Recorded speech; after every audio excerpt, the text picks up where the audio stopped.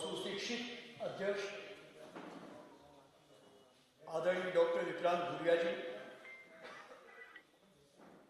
Media team के हमारे सम्मानित स्पोक्स पर्सन, मीडिया के सम्मानित साथियों और मित्रों, एक बहुत ही सनसनीखेज और महत्वपूर्ण विषय पर डॉक्टर विक्रांत भूरिया जी एक राजनीतिक नेता के रूप में नहीं, एसटी वर्ग की आवाज बनकर आपसे चर्चा करेंगे। मध्य प्रदेश सरकार हमारे आदिवासी भाइयों के नाम पर करोड़ों रुपयों की लूट कर रही है, राजनीतिक आधार पर वोटों की फसल काटने की कोशिश कर रही है, मगर जो धोखा दिया जा रहा है इस बड़े तबके को, इस भोले भाले वर्ग को,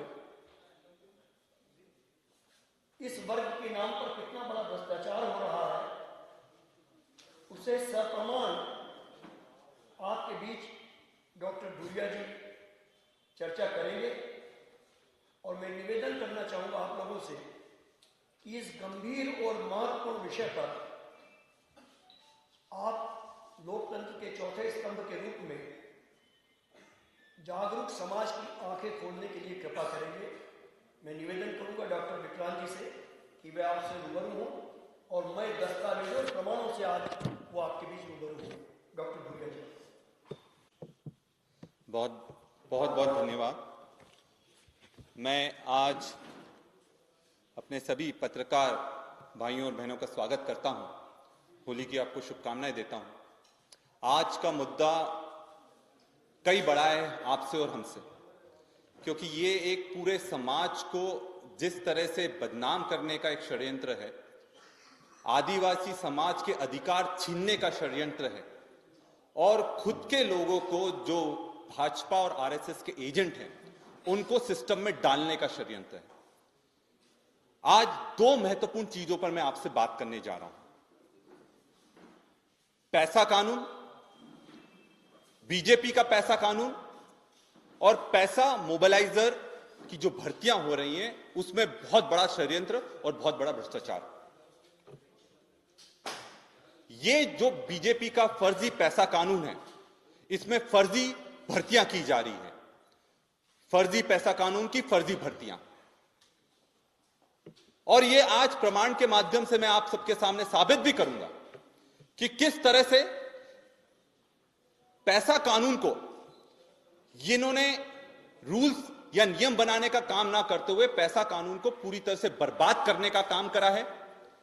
पैसा कानून में की गई नियुक्तियां पूरी तरह से बीजेपी समर्थित, आरएसएस समर्थित लोगों की गई है और जिनको आज पैसा मोबिलाइजर के रूप में जो मेरिट लिस्ट में आए थे, जिनको सिस्टम में होना चाहिए, उनको पूरी तरह से सिस्टम से बाहर का रास्ता दिखा दिया गया है। सबसे पहले पैसा कानून। मुख्यमंत्री जी बड़ी बड़ी बातें करते हैं। वो बात करते हैं कि हमने पैसा कानून बना दिया, हम पैसा कानून को ले आए, हम आदिवासी हितैषी हैं, पर हकीकत कुछ और ही है। पैसा कानून बनाने वाला जो शख्स थे वो थे जिसकी इसकी शुरुआत करी थी पीवी नरसिम्हा राव जी। 1994 में उन्होंने एक कमेटी का गठन करने के लिए निर्देशित करा, जब केंद्र में कांग्रेस की सरकार थी, और उस कमेटी का नाम था भूरिया कमेटी, जो कि उस समय के सांसद दिलीप सिंह भूरिया जी की अध्यक्षता में बनी थी। और यह नियम बनकर संसद से पास हुआ 1996 में, 1996। तो जो पैसा कानून बना है वो 1996 में बन चुका था। पर यह विडंबना देखिए कि मध्य प्रदेश में शिवराज सिंह चौहान जी ने 20 साल से ज्यादा लगा दिए उस कानून के नियम बनाने के लिए, क्योंकि नियम बनाना यह सरकार के हाथ में होता है, राज्य सरकार के हाथ में होता है। केंद्र सरकार कानून बना सकती है, पर वो नियम क्या रहेंगे, वो राज्य सरकार का अधिकार रहता है, और जिसमें शिवराज सिंह चौहान जी पूरी तरह से विफल रहे हैं और 20 साल लगा दिए उन्होंने ये नियम बनाने के लिए। पर हकीकत क्या है साथियों, नियम क्या है ये आप ध्यान से सुनिएगा। जो पैसा कानून था उसमें मूल उद्देश्य, उस पैसा कानून का क्या था? उसका मूल उद्देश्य था कि ना लोकसभा ना विधानसभा, सबसे बड़ी ग्राम सभा, ये आत्मा है पैसा कानून की, कि ग्राम सभाओं को इतना मजबूत कर दो कि विधानसभा के जो नियम हो, जो आदेश हो, जो लोकसभा के जो नियम आदेश हो, वो ग्राम सभा पर लागू नहीं हो, और ग्राम सभा एक स्वतंत्र रूप में काम कर सके। पर हकीकत में क्या हुआ? पैसा कानून का उद्देश्य था नौकरशाही को खत्म करना, पर इन्होंने क्या उसको खत्म करा? नहीं, इन्होंने नौकरशाही को और ताकतवर बना दिया। कैसे? आज भी ग्राम सभाओं के ऊपर एसडीएम है, तहसीलदार है, कलेक्टर है, और वो पैसा कानून जो था उसमें तो यह कहा गया था ना विधानसभा इसमें हस्तक्षेप करेगी ना लोकसभा इसमें हस्तक्षेप करेगी। तो पैसा कानून की आत्मा को तो यहां ही सबसे पहले इन्होंने उसकी गर्दन मरोड़कर खत्म करने का काम करा है। दूसरा, पैसा कानून था जल जंगल जमीन का अधिकार देना, मतलब आदिवासियों को उनके जल पर, उनकी जमीन पर, उनके जीवन पर, जल जंगल और जमीनों पर अधिकार पूरी तरह से, जो वहां पर रह रहे हैं, जंगलों में रह रहे हैं, उन आदिवासियों का उस पर अधिकार होना चाहिए था। नए पैसा कानून जो भाजपा का फर्जी पैसा कानून है, उसमें इस तरह का कोई भी प्रावधान नहीं है, क्योंकि यह फर्जी पैसा कानून है, भाजपा का पैसा कानून है। जो पैसा कानून कांग्रेस ने बनाया था, उस पैसा कानून में यह अधिकार था कि जो भी स्थानीय खनिज होगा, चाहे वो गिट्टी हो सकती है, चाहे वो वन उपज हो सकती है, चाहे वो रेत हो सकती है, चाहे वो माइनिंग में बड़े बड़े डायमंड हो सकते हैं, जो भी है, उन लोकल खनिजों पर वहां की ग्राम सभा का अधिकार होगा। पर जो नया पैसा कानून बना है उसमें ऐसा कोई भी अधिकार नहीं दिया। जितनी भी टेंडरिंग होती है खनिजों की, वो सेंट्रल टेंडरिंग होती है।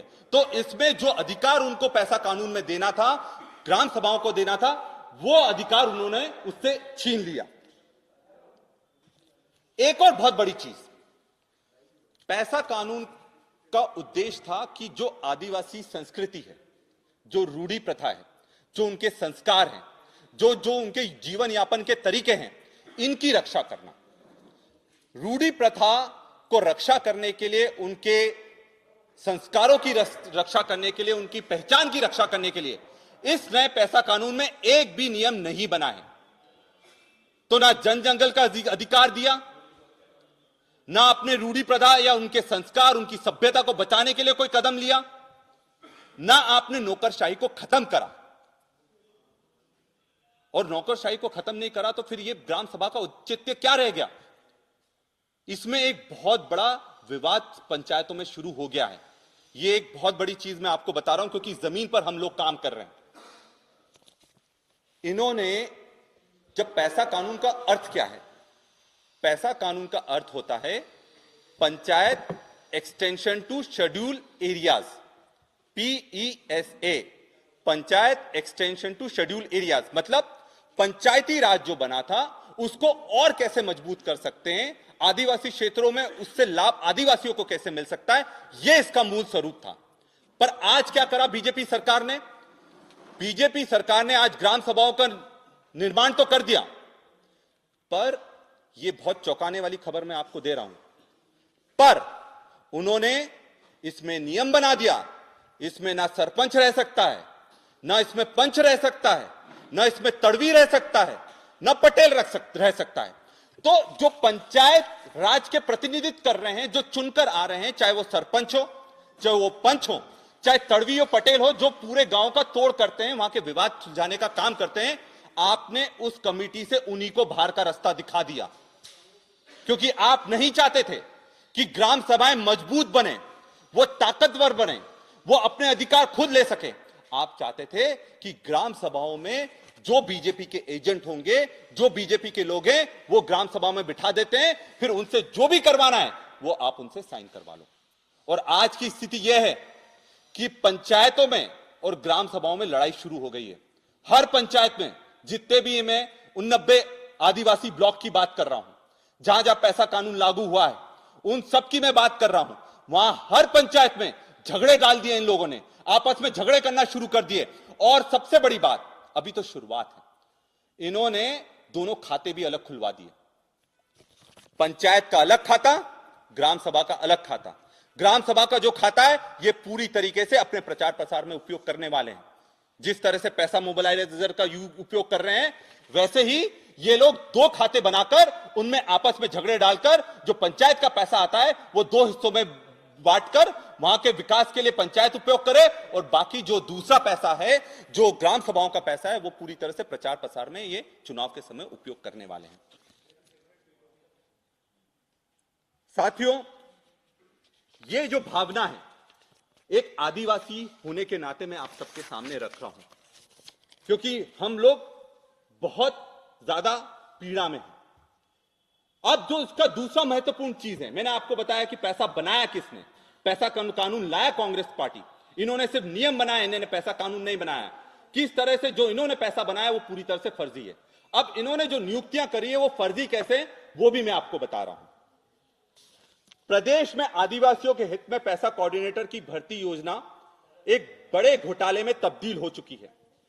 मध्य प्रदेश में 89 आदिवासी बाहुल्य ब्लॉकों में पैसा कानून लागू करवाना, उसके बाद प्रचार प्रसार के लिए प्रदेश में भाजपा सरकार ने एक सेड मैप के माध्यम से, जो संस्था है उसके माध्यम से आवेदन बुलाए।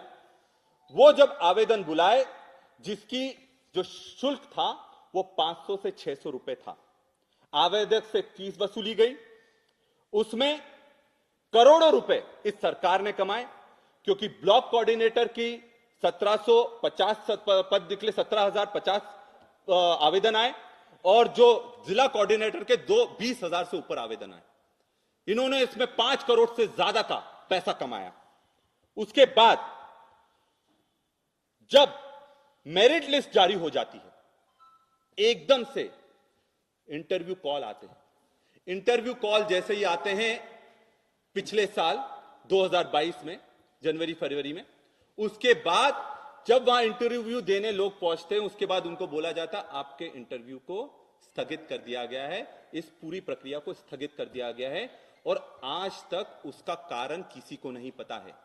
नहीं उसके स्थगित करने के लिए सरकार की तरफ से किसी भी तरह का बयान आया है। यह साफ दिखाता है कि चोर की दाढ़ी में तिनका है। उन्होंने गलती करी, अब उसको छुपाने के लिए बहुत सारी चीजें वो कर रहे हैं। उसके बाद अब उन्हीं पैसा कोऑर्डिनेटर और मोबिलाइजर के लिए इन्होंने एमपी कॉन, एक आउटसोर्सिंग की एजेंसी है, एमपी कॉन आउटसोर्सिंग एजेंसी के माध्यम से इन्होंने अपने अपने लोगों को इसमें पूरी तरह से बिठा दिया, बिना किसी क्राइटेरिया के।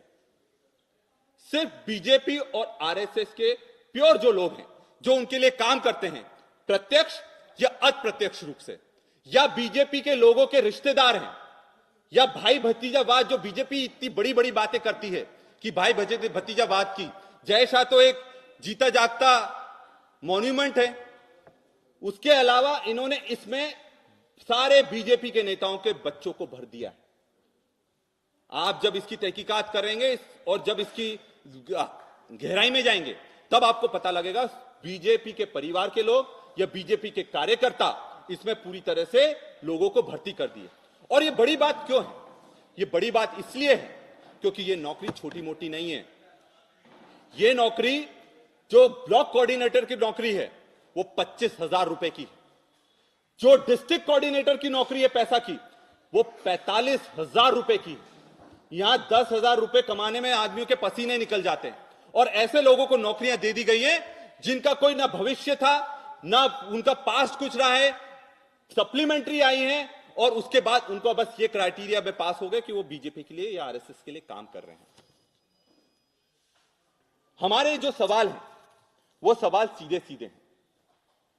यदि आपको एमपी कॉन से भर्ती करना था तो सेडमैप से विज्ञापन क्यों निकाला गया? अगर एमपी कॉन से पहले ही भर्ती करनी थी, आपको आउटसोर्सिंग करनी थी, तो आप विज्ञापन ही नहीं निकालते और ना आप किसी और संस्था से उसके आवेदन मंगवाते।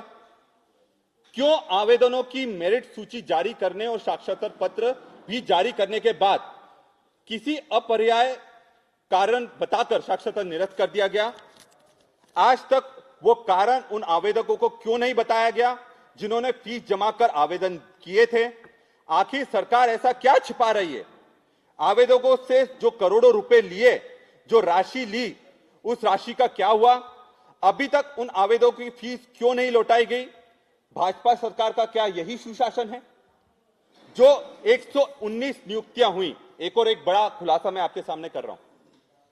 जो 119 नियुक्तियां करी है, आपको जानकर बहुत आश्चर्य होगा, उन 119 नियुक्तियों में एक भी महिलाओं को जगह नहीं मिली है। ये जो बीजेपी सरकार महिला सशक्तिकरण की बात करती है, महिलाओं को सम्मान देने की बात करती है, लाडली बहना योजना के नाम से चुनावी वोट बटोरने की बात करती है, ऐसा क्या हो गया कि 119 जो नियुक्तियां करी आपने एमपी कॉन के माध्यम से, उसमें एक भी महिला को आपने जगह नहीं दी? क्या हमारी महिला इतनी काबिल नहीं थी?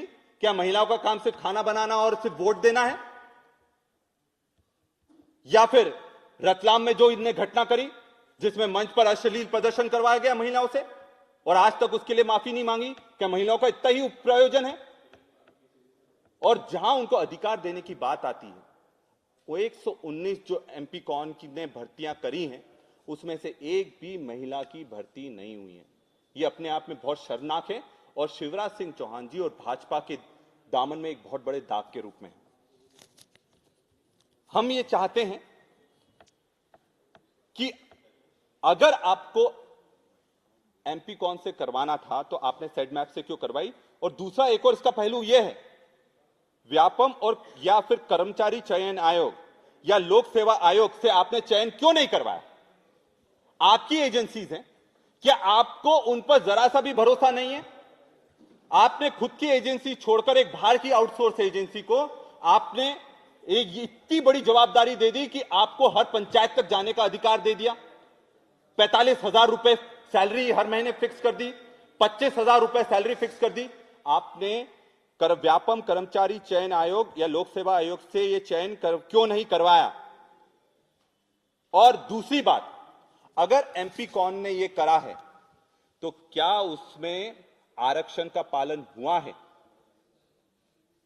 क्या उसमें यह चीज का पालन हुआ है? मेरिट लिस्ट को ध्यान में रखकर वो अपॉइंटमेंट करेगा कि नहीं करेगा, यह कौन देखेगा?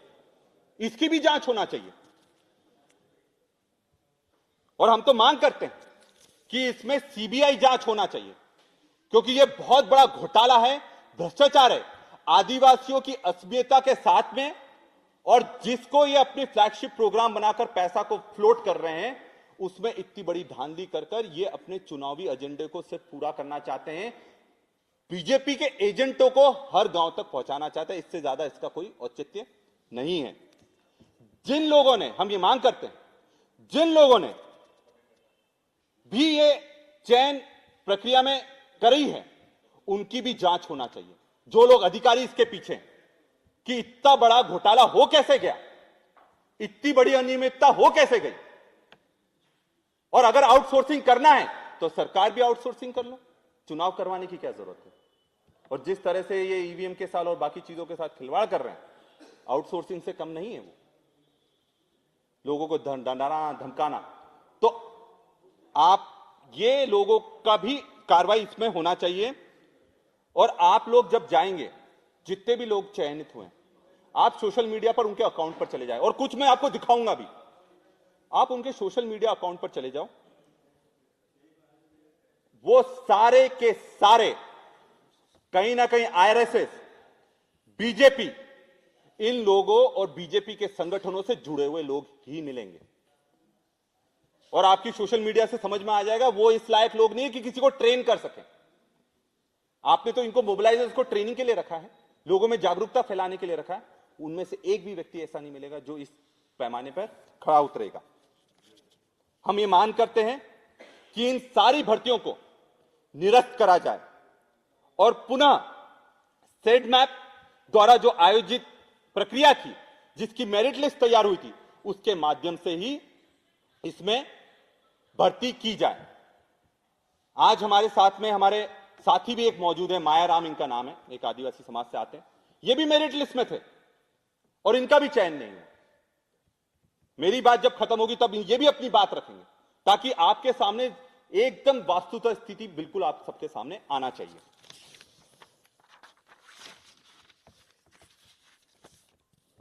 ये जो भर्तियां हुई है किसके निर्देश पर हुई हैं, किस नियम से हुई है, ये सरकार को बताने की बहुत ज्यादा आवश्यकता है।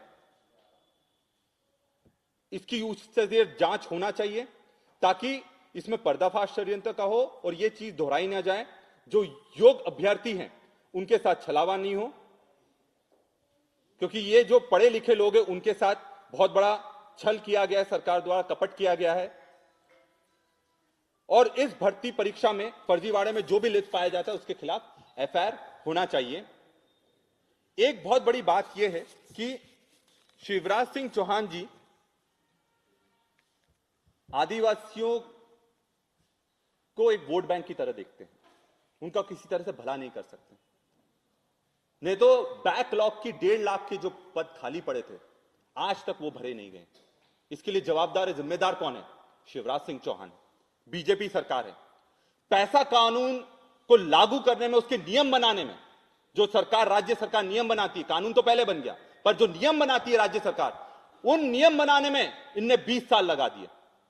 पैसा कानून बनाया हमने और उसको पूरी तरह से बर्बाद करने का काम ये भाजपा सरकार कर रही है। मेरिट को पूरी तरह से धज्जियां उड़ा दी सरकार ने। अब कुछ चीजें मैं आपके सामने ला रहा हूं, इसके पत्र आपके पास आ जाएंगे, अभी मैं प्रोवाइड करवाऊंगा। ये एक नियुक्तियां, अलग अलग नियुक्तियां, मैं कुछ उदाहरण दे रहा हूं क्योंकि ऐसी बहुत सारी हैं और आप खुद जाएंगे आपको भी मिलेगी। ये दिनेश वसूनिया व्यक्ति हैं जिनको जिला समन्वयक बनाया है, मतलब 45,000 रुपए महीना। इनका योग्यता क्या है? इनकी योग्यता है कि ये तलवार लेकर काम करते हैं, तलवार लगाकर, टोपी लगाकर ये आरएसएस के कार्यकर्ता के रूप में, बीजेपी के कार्यकर्ता के रूप में काम कर रहे हैं। ये इनकी योग्यता है। दूसरा, ये नियुक्ति है श्यामलाल की, झिरनिया की, खरगोन की। इनकी योग्यता क्या है? इनकी योग्यता है ये काली टोपी लगाते हैं, ये आरएसएस के व्यक्ति हैं, ये इनकी योग्यता है। उससे ज्यादा इनकी कोई योग्यता नहीं है। इससे भी बड़े वाले हैं, वो भी मैं बता रहा हूं, रुको। इसके बाद आते हैं अपने बैतूल से शंकर चौहान। ये शंकर चौहान कौन है? इनका तो फोटो बहुत ही शानदार है, ये बंदूक के साथ खड़े हुए हैं।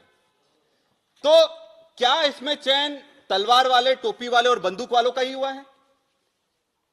क्या जो योग्य लोग हैं उनके लिए इन भर्तियों में कोई जगह नहीं थी? और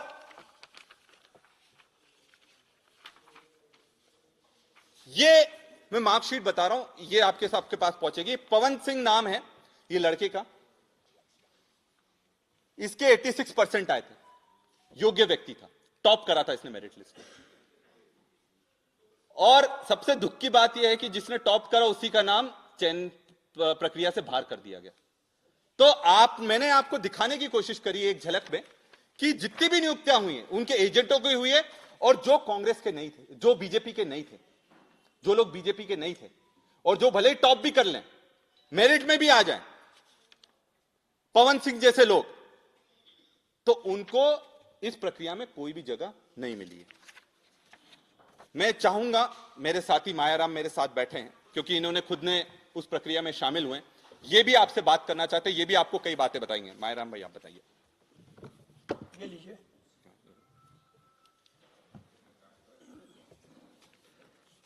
देखो, 2021-22 में आउटसोर्स सेडमेप के थ्रू भर्ती निकली थी, उसमें कुल मिलाकर 10 वैकेंसी आई थी। 10 वैकेंसीज में तरह तरह के पद थे। उसमें जो एटलीस्ट जो है लास्ट नंबर के जो पद थे, पैसा block coordinator, district block coordinator, सब इंजीनियर की वैकेंसी, ऐसे तरह तरह की 10 वैकेंसीज थी। तो मैंने 2 वैकेंसीज में अप्लाई किया था, क्योंकि मेरे पास जो योग्यता है सब इंजीनियर की भी थी और इसमें बीएसडब्ल्यू भी था। तो मैंने दोनों वैकेंसी में अप्लाई किया तो सब इंजीनियर मेरा मेरिट लिस्ट में नाम नहीं है, पैसा ब्लॉक कोऑर्डिनेटर में मेरा मेरिट लिस्ट में नाम था। 596 नंबर पे नाम था अल्फाबेटिक ऑर्डर के हिसाब से। तो उसी समय उन्होंने 2022 में 8/2/2022 में एक दिन पूर्व स्थगन लेटर निकाला और उसमें एक रीजन डाल दिया कि अपरिहार्य कारण की वजह से ये इंटरव्यू लेटर आपको स्थगित किया जाता है, इंटरव्यू कॉल स्थगित किया जाता है। और इसके बाद में इसको स्थगित कर दिया और जब ऑनलाइन पर हमने सबने फॉर्म किया था और उसके पैसे भी कितने लगे थे, 500 से 600 के बीच में लगे थे। तो कुल मिलाकर पैसा ब्लॉक कोऑर्डिनेटर में ऑनलाइन रिकॉर्ड में तो 17,586 फॉर्म है पैसा ब्लॉक कोऑर्डिनेटर, और जिला जो डिस्ट्रिक्ट ब्लॉक कोऑर्डिनेटर उसमें 20,078 फॉर्म, और वैसे ही सब इंजीनियर के लिए भी 20,000 से ऊपर फॉर्म थे। तो ये पैसा उन्होंने सब कलेक्शन कर दिया और इसके बाद में इंटरव्यू कॉल लेटर जो दिए थे वो तो आए नहीं। जब हमको 2023 में 1.5 साल बाद पता चला कि इसमें तो नियुक्तियां हो चुकी है, मेरे मित्र लोगों ने मेरे को बताया कि महाराज तुम्हारा तो इसमें इंटरव्यू के लिए कॉल लेटर आया था, क्या हुआ? तो मैंने पूछा यार क्या हो गया होगा, तो अपने को नहीं मालूम होगा। तो जब मैंने पता किया क्या ऐसे तुम्हारे से 33% जो है जो मैट्रिक्स बना है सेडमेप का उसके मुताबिक 33% वालों का और तुम्हारे 56% हो रहे उस हिसाब से। तो मैंने थोड़ा लोड लिया, फिर उनका मैंने से जानकारी निकले तो हमारे यहाँ से दल सिंह सोलंकी भूतपूर्व विधायक रहे, उनके लड़के का हुआ रवि सोलंकी, जहाँ पे मेरा होना था क्योंकि एसटी कैटेगरी जब पैसा एक्ट है एसटी कैटेगरी में मेरा ही होना था वहाँ पे, क्योंकि पैसा जो एक्ट है सिर्फ एसटी कैटेगरी पे ही लागू होता, तो एसटी वालों को इसका प्रावधान है। फिर बाद में जिले में पता किया मैंने, कोई मनीष डुबे करके है, तो वो कोई जनजातीय संघर्ष मोर्चा के जिला अध्यक्ष निकले कहाँ से, बड़वानी से। फिर ये पूर्व विधायक के लड़के तो ये भी संघ से जुड़े हुए हैं। इसके बाद में झिरनिया में श्यामलाल डावर करके, तो वो भी संघ से जुड़े हुए हैं। तो इनकी कोई योग्यता नहीं। फिर मेरे को मित्र लोगों के फोन आए कि भैया इनकी तो कोई योग्यता नहीं, इनकी तो उम्र हो चुकी है, इनको क्या आता है। फिर बाद में हमको थोड़ा गुस्सा आया कि नहीं ये तो गलत हो रहा है। तो ऐसे हमारे से सरकार ने करोड़ों रुपए ठगे हैं। ये मानो कि 8-10 करोड़ रुपए इकट्ठे कर लिए, उन्हीं के पैसों में से उनको भर्तियां दे रहे हैं और हमको ही बेवकूफ बना रहे हैं ताकि उनके जो है बूथ लेवल के कर्मचारी तक पहुंच जाए कर्मचारी बन के, और उनके पास कोई योग्यता है ही नहीं। और जहाँ ट्रेनिंग देने जा रहे हैं वो लोग, अभी मैंने कल भी पता निकाला तो वो भाषा भी वही आरएसएस की यूज कर रहे कि हमको राष्ट्रहित में सेवा करना है। तो राष्ट्रहित में क्या सेवा मांग रहे हो, बाकी लोग राष्ट्रहित में नहीं कर रहे क्या? तो वहीं से वो बोले उनसे योग्यता जो पंचायत लेवल पे काम कर रहे हैं मोबिलाइजर जिनकी नियुक्ति व्यवस्थित हुई थी वो लोग योग्य काम कर रहे हैं और उनसे ज्यादा योग्यता रखते हैं। और ब्लॉक कोऑर्डिनेटर पैसा ब्लॉक कोऑर्डिनेटर सब इंजीनियर स्तर के 10 वैकेंसी सेडमेप के थ्रू निकली थी, उसमें करोड़ों रुपए सरकार ने कमाए। उन्हीं पैसों में से उनके जो आरएसएस संघ से जुड़े हुए उनके जो रिश्तेदार है उनको इसमें भर्तियां दी है। तो मैं चाहता हूं कि ये सेडमेप की जो भर्ती है इसको जो मेरिट लिस्ट जारी हुई थी उसी के थ्रू उनका इंटरव्यू हो और उन्हीं लोगों की भर्ती हो, ताकि वो लोग योग्य थे, उन्होंने मेहनत की है, उनके परसेंटेज भी अच्छे हैं। और बाकी जो अभी जो लोग कार्य कर रहे हैं वो लोग सब फर्जी तरीके से आए हैं, पिछले रास्ते से आए हैं और ये सब बीजेपी के एजेंट के थ्रू कार्य कर रहे हैं। Thank you. दो चीजें उसमें मैं और जोड़ना चाहूंगा कि एक बहुत बड़ी विडंबना है कि सरकार एग्जाम करवाएंगे, हम एग्जाम करवाएंगे, एग्जाम करवाकर आवेदन बुलाती, एग्जाम करके लिए आवेदन बुलाती है, पैसे ले लेती है, पर वो पैसा कहां जाता है? आज 5 से 10 करोड़ रुपए जो इकट्ठा हुआ, आपने पूरी एग्जाम स्थगित कर दी पर वो पैसा वापस नहीं करा। या तो सेडमैप और जो अधिकारी है उन पर कार्रवाई हो, इस तरह का जो उन्हें धोखाधड़ी करी है, धोखाधड़ी में सेडमैप पर कायमी होना चाहिए, उनके जो अधिकारी उन पर कायमी होना चाहिए, ईओडब्ल्यू उस पर कायमी करना चाहिए, पर ऐसा कुछ भी नहीं हो रहा है। और एक दो नाम मैं आपके सामने लाना चाहता हूं। कई महीनों से जब भी इस तरह का कुछ कांड होता है, धोखाधड़ी होती है, समाज के साथ खिलवाड़ होता है, 2 लोगों के नाम बहुत प्रमुखता से आते हैं। वो 2 नाम हैं, एक तो मुख्यमंत्री के ओएसडी लक्ष्मण मरकाम का और एक इंदौर के हैं निशांत खरे जी का। मुझे यह लगता है कि इन्होंने, शिवराज सिंह चौहान जी ने इन दोनों लोगों को आदिवासी समाज की सुपारी दे रखी है कि आप इस समाज को कैसे तोड़ सकते हैं। जो डरा सकते हो डराओ, जिनको धमका सकते हो धमकाओ। आज इंदौर में कोचिंग इंस्टीट्यूट की क्या स्थिति है? पहले आवाज निकलती थी, वो लड़कों की आवाज उठाते हैं, आज उनको डरा धमकाकर कोचिंग इंस्टीट्यूट को बंद करने का धमकी देकर उन सबको घर बिठा दिया गया है, एफआईआर कर दी गई है। कोचिंग इंस्टीट्यूट के संचालकों को जिला बदल के नोटिस जा रहे हैं। ये कौन से देश में हम रह रहे हैं? कौन से प्रदेश में हम रह रहे हैं जहां पढ़ाने वाले को ही दोषी बनाया जा रहा है? जो लोगों का भविष्य बनाता है उन्हीं को दोषी बनाया जा रहा है। और समाज बहुत नाराज है, क्योंकि जिस तरह से जिनका अधिकार है, जो पढ़ते हैं, लिखते हैं, मेहनत करते हैं, पसीना बहाते हैं, उधार लेकर आते हैं, घर में खाने के लिए अनाज नहीं होता है तब भी पढ़ाई कर रहे हैं, इंदौर आकर पढ़ाई कर रहे हैं, भोपाल आकर पढ़ाई कर रहे हैं, वो 1 साल 2 साल 3 साल 4 साल 5 साल पढ़ते पढ़ते उनकी जीवन यूं ही निकल जाता है। और घर वालों का पैसे भेजते भेजते पूरा जीवन निकल जाता है। और जब एग्जाम होता है तो एग्जाम को या तो स्थगित कर दिया जाता है, नियुक्ति हो जाए तो फिर उनको नियुक्ति पत्र नहीं मिल पाता। और ये सब एग्जाम्स के साथ हो रहा है। मतलब 4 साल से एक भी नियुक्ति नहीं हुई। अभी विधानसभा में इन्होंने जो जवाब दिया कि जो रोजगार मेले लगाए इन्होंने और इनका टारगेट 2 लाख 3 लाख 4 लाख था, उसमें सिर्फ 21 लोगों की नियुक्ति कर पाए। अरे सरकार का यह काम अगर 21 लोगों को नियुक्ति करनी है तो आपकी जरूरत क्या है? बिचौलियों के दम पर व्यापम के काम एक के बाद एक करते जाते हैं। इनके मंत्रियों का नाम आता है शिक्षक वर्ग 3 की भर्ती में, उनका कॉलेज का नाम आता है, उसके बाद सब कुछ ठंडा हो जाता है। एक के खिलाफ भी एफआईआर नहीं होती है। मेरे खिलाफ एट्रोसिटी एक्ट करवाया लक्ष्मण सिंह ने। लक्ष्मण सिंह मरकाम ने एट्रोसिटी एक्ट करवाया। मैं लक्ष्मण सिंह मरकाम जी को बोलना चाहूंगा, आप अगर समाज के बेटे हो तो समाज के साथ खड़े रहो, बीजेपी के एजेंट बनकर काम मत करो। और जो आपने सुपारी ली है समाज को खत्म करने की, क्योंकि इनको वही लोग पसंद आते हैं। क्योंकि मैंने एक जवाब सुना कि जब इनसे पूछा गया कि आपने सेड मैप की एग्जाम को क्यों आपने निरस्त कर दिया, और सरकार से सवाल पूछा था, किसी व्यक्ति से नहीं करा गया था, और एमपी कौन से करवा लिया। सबसे चौंकाने वाली बात है कि सरकार की तरफ से कोई जवाब नहीं आता है। जवाब किसकी तरफ से आता है? जो सुपारी ले रखी है जिसने, समाज की, लक्ष्मण मरकाम की तरफ से जवाब आता है। वो भी जवाब कैसे आता है? सोशल मीडिया पर जवाब आता है। ये कोई अधिकारी का काम है कि सोशल मीडिया पर निकाल दे कि भैया ये इसलिए नियुक्ति हुई, इसमें ये प्रकरण है, इसमें ये। इस तरह की चीज बिल्कुल भी समाज सहन नहीं करेगा। और निशांत खरे जी को भी ये चीज समझना चाहिए। समाज को तोड़ने के लिए, समाज के युवाओं को बरगलाने के लिए जो जितनी ताकत लगा रहे हैं, अगर समाज कल्याण में वो ताकत लगाएं तो समाज कहां से कहां पहुंच जाता है। तो आप के सामने हमें ये सब बातें रखनी थी, और जो समाज की जिन लोगों ने सुपारी ले रखी उनका नाम भी उजागर करना था। जिस तरह से भाई भतीजावाद इसमें चला गया वो भी आपके सामने रखना था। जिस तरह से आदिवासी युवाओं का अधिकार माना गया वो भी आपके सामने रखना था। एक और बहुत दिलचस्प चीज, ये बोलते हैं कि हमने जो 119 लोगों की नियुक्ति करी है वो सभी तो आदिवासी हैं। तो मैं उनसे ये कहना चाहता हूं, लड़ाई आदिवासी गैर आदिवासी की नहीं है। लड़ाई ये है कि उन आदिवासियों का चयन का पैमाना क्या तय करा गया और मेरिट वालों को बाहर का रास्ता क्यों दिखाया गया। और सिर्फ जो बीजेपी आरएसएस के एजेंट है और जो उस पद के लिए बिल्कुल भी व्याप्त नहीं है, या फिर वो कोई भी ऐसी डिग्री नहीं रखते हैं या कोई क्वालिफिकेशन नहीं रखते हैं। आज मैं एक डॉक्टर हूं, सर्जन हूं। अगर मैंने डिग्री करी होगी तभी तो किसी को ऑपरेशन में कर पाऊंगा। अगर किसी बिना डिग्री वाले को ऑपरेशन करवा लेंगे तो क्या हुआ? यहां समाज का ऑपरेशन हो रहा है।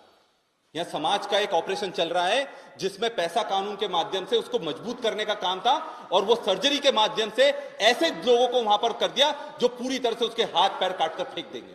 और ऐसा हम होने नहीं देंगे, क्योंकि हम अभी तक जिंदा हैं और आखिरी तक इस लड़ाई को लड़ने के लिए पूरी तरह से तैयार हैं। बहुत बहुत धन्यवाद।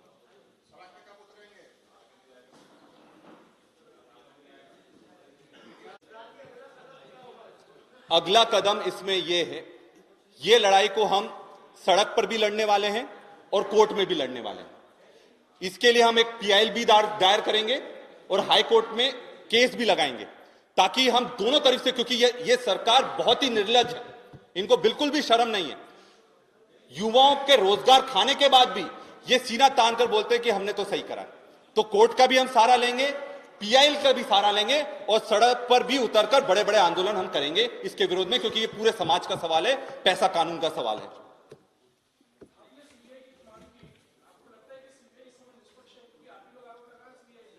देखिए क्या होता है, सीबीआई पूरी तरह से इनके पक्ष में काम कर रही है, इसमें कोई संदेह नहीं है किसी तरह का भी।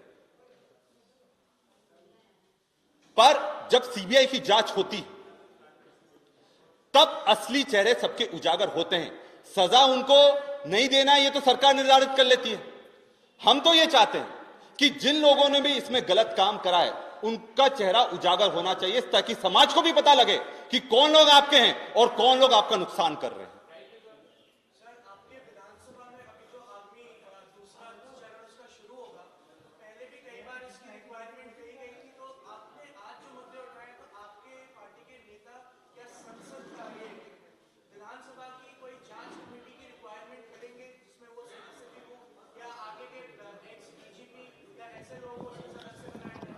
डेफिनेटली इसमें सीबीआई जांच के साथ साथ एक उच्च स्तरीय लोकल लेवल पर भी कमेटी विधानसभा के माध्यम से और विधायकों के माध्यम से गठित होना चाहिए, और जिनके माध्यम से जो दूध का दूध है, पानी का पानी सबके सामने हो सके।